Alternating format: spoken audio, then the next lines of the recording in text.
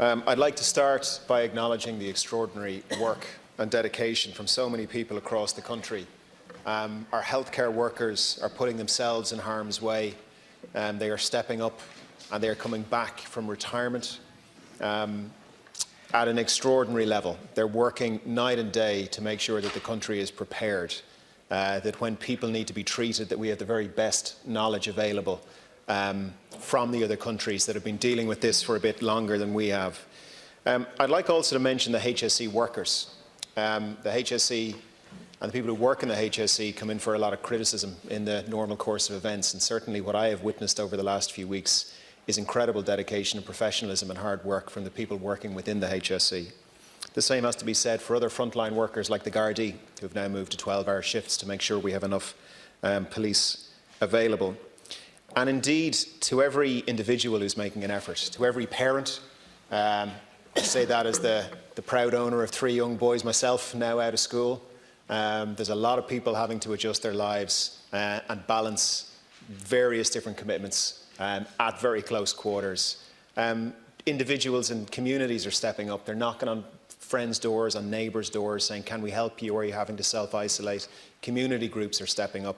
As I imagine every member of this chamber, I've been getting calls from business people all over Wicklow saying, do you want to use my hotel? Can my nursing home be used? I've had to close my restaurant down, but I'll open it up again if healthcare workers need food. The response from individuals, from families, from the community has been incredible, and I think we should be very proud of our nation and the response that we have seen so far, Ceann Comhairle. The potential impact of this virus on our nation's health cannot be underestimated. The Minister quite rightly gave a figure of 10,000 cases by the 29th of March, a figure from the Department of Health. That would be a very, very large number. Now, we received an important clarification, Ceann Comhairle, yesterday that the 10,000 figure is not actually the predicted number. It's the number of cases that would happen if none of the measures were taken. So if the schools had not been closed, if the colleges had not been closed, if individuals and communities were not practicing social distancing, we would then in theory be at 10,000. But we have seen other countries bring in measures. We have seen other countries, their communities respond to this. And thank goodness we have seen the growth rates of this fall quite dramatically. So Italy, for example, was seeing daily growth rates of 30, 35, 40%. We, over the last week, are looking at a daily growth rate of 30%. But Italy's down to about 13%. The French, the Spanish and others, they have brought these growth rates down. And really that is the challenge for all of us in the Oireachtas as legislators, but for our healthcare professionals, for every community, is to bring that growth rate down. And Ceann Comhairle, the difference we can make is enormous. So the figure that we were given for the 10,000 on the 29th of March, that assumes that there's a 30% growth rate every day. Now, if that continues, that 10,000 in just 2 weeks will grow to 600,000.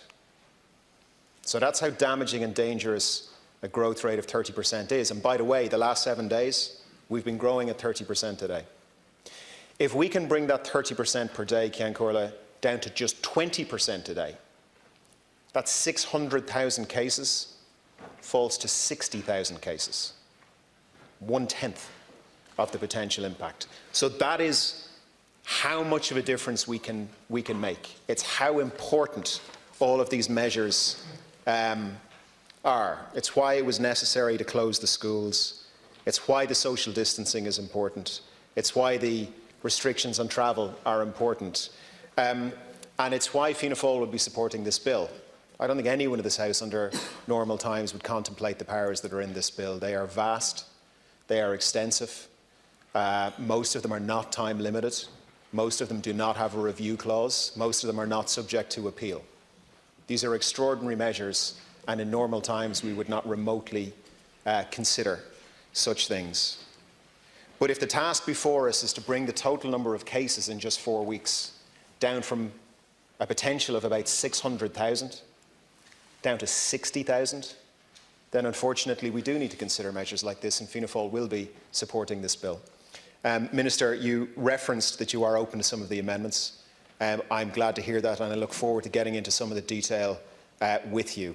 I would have concerns about the fact that there are no real sunset clauses, that the provisions can be extended for any length of time. I would also have concerns around the breadth of the designated people who can essentially say to a citizen, you have to stay in your own home. As I read this, there's a very low bar in terms of qualifications. It's much wider now than medical officers. It includes anybody designated by the HSC, if I'm reading this right. So I want to get into some of the detail of that with you. We have to do whatever it takes to bring this down.